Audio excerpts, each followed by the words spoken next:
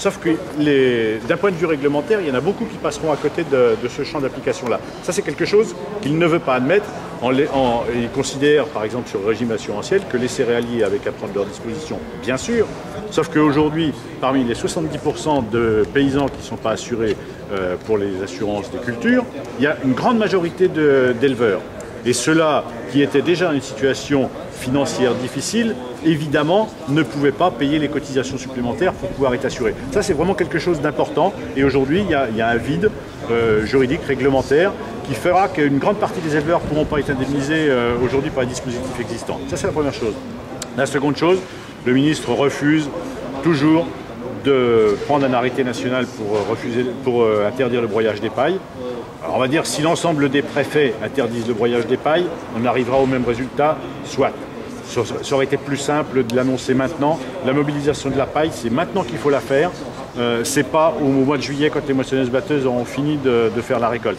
Là, il y a vraiment quelque chose, je crois, il y a une volonté de se hâter avec lenteur, qui, à mon avis, n'est pas un signe suffisant pour que les éleveurs puissent avoir très largement accès à l'ensemble de la paille disponible. Qui broie les pailles et pourquoi? Les céréaliers broient les pailles pour deux raisons. D'abord par commodité, parce que quand on est habitué à broyer la paille au moment de la moisson, c'est tellement plus simple que le naturel revient au galop, quoi. Donc s'il y a une interdiction de broyage des pailles, le producteur de céréales est obligé de se poser la question de savoir ce qu'il va faire de sa paille. Et donc il va chercher des éleveurs, il va mettre sa paille à disposition des éleveurs, et les éleveurs vont dire « Ah bah tiens, finalement il y en a disponible là, j'y avais pas pensé ». Ça, c'est un truc pratico-pratique qui résulte immédiatement de l'interdiction de broyage des pailles.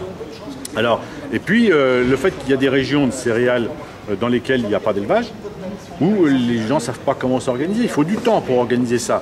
C'est pas quand la moisson sera finie qu'il faudra le faire, c'est maintenant, sans plus attendre. Et puis, un autre aspect qui a été évoqué de façon un peu sous-jacente, c'est comment mobiliser aujourd'hui à des prix qui correspondent à ce que les paysans sont à même de payer, c'est-à-dire les éleveurs aujourd'hui, cette crise climatique vient s'ajouter à 2 années de catastrophe économique pour les producteurs de lait comme pour les producteurs de viande bovine, donc ils sont aujourd'hui dans l'incapacité de payer quoi que ce soit. Un certain nombre aujourd'hui, les banques ne leur prêtent plus d'argent puisqu'ils considèrent qu'ils n'ont plus les capacités financières pour répondre. Ça, c'est un aspect qui n'a pas été évoqué. Aujourd'hui, bon nombre d'éleveurs se font interdire l'accès au crédit. Donc la mobilisation par le Crédit Agricole, soit, mais ça ne va concerner que ceux aujourd'hui qui ont encore la capacité financière.